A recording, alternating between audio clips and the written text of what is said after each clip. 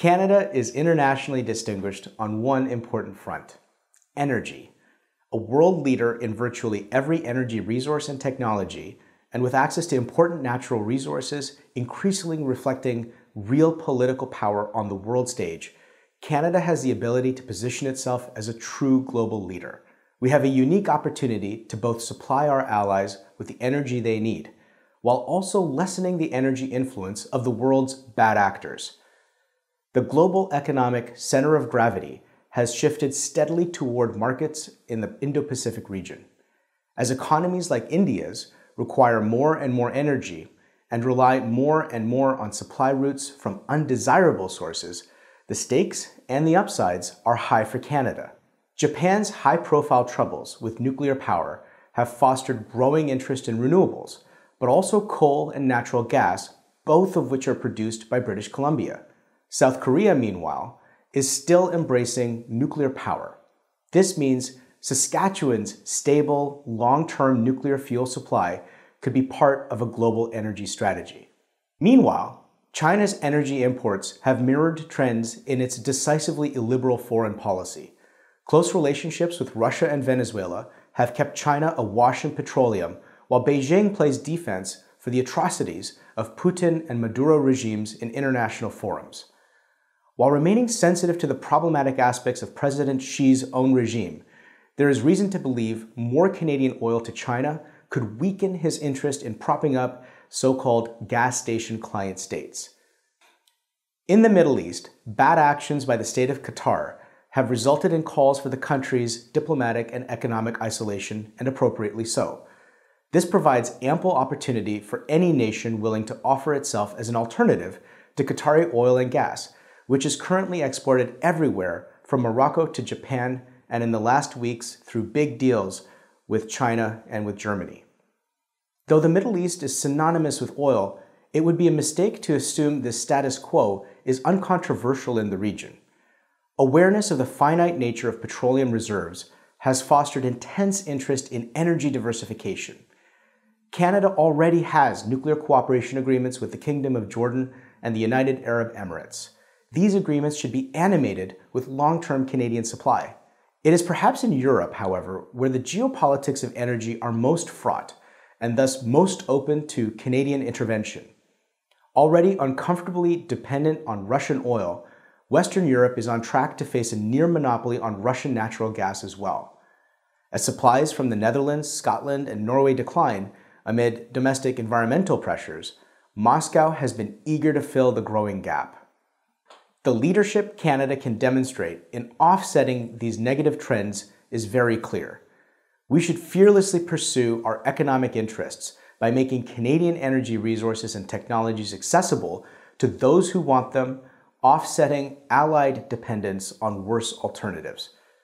But at precisely the moment when the world needs Canadian energy leadership, Canadian courts have overruled the will of Parliament, galvanized by foreign interests against energy production, and casting a shadow over the essential nation building our country must pursue.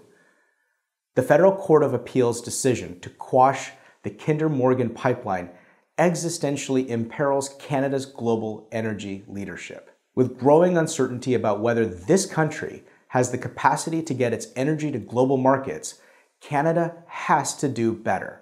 A comprehensive Canadian Energy Action Plan is needed to advance the essential resources that support the Canadian social safety net and that can deliver Canadian leadership to a world that demands it. Liberating Alberta's oil sands from their landlocked status will dramatically increase oil exports and Canadian power on the international stage. This means completing pipelines like Trans Mountain and Energy East. In response to the court decision on Trans Mountain, Parliament should insist through legislation that the $4.5 billion pipeline the government now owns has indeed met all requirements to be built. We must also open liquefied natural gas export terminals and lift provincial prohibitions on fracking, allowing Canada's East Coast to serve as a gateway point of Canadian natural gas to Europe. We must limit the damage of foreign interests who have worked to disrupt Canadian energy production. Manipulating grievances, fostering a culture of retaliation rather than reconciliation, and libelous commentary about Canadian energy have all manifested in a campaign to subvert core Canadian interests. The government can mitigate these foreign agencies by repealing the charitable status of bogus charities, work with industry to litigate against libelous declarations against Canadian energy, and ban disruptive financing against foreign agencies by imposing targeted sanctions. And Canadian foreign policy should reassert a commitment to the central cause of enabling human freedom and human development for global prosperity. For too long, climate change policies have demanded that emerging economies extend the poverty of their people and delay their economic development rather than accelerate this growth toward lessening environmental damage. Addressing energy poverty in the world boldly, where the young can light their homes to do homework at night, where industrial development builds smarter cities faster that pollute less, where traditional energy catalyzes transformative growth, should feature centrally in Canadian climate policy. Canada must pursue realistic climate change policies that concede what much of the rest of the world already knows. Environmental goals must be set in the context of these economic objectives, not the other way around. Canada enjoys thinking of itself as a country capable of inspiring others, but being a leader in the global community requires a willingness to exert state power in the pursuit of an admirable goal.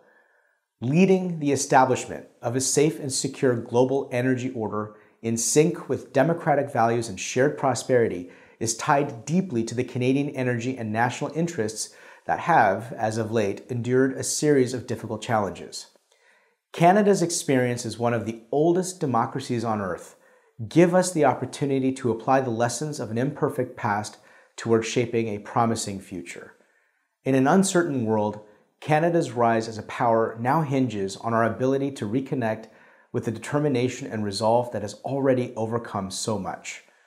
I'm Shuvaloy Majumdar for the Macdonald-Laurier Institute.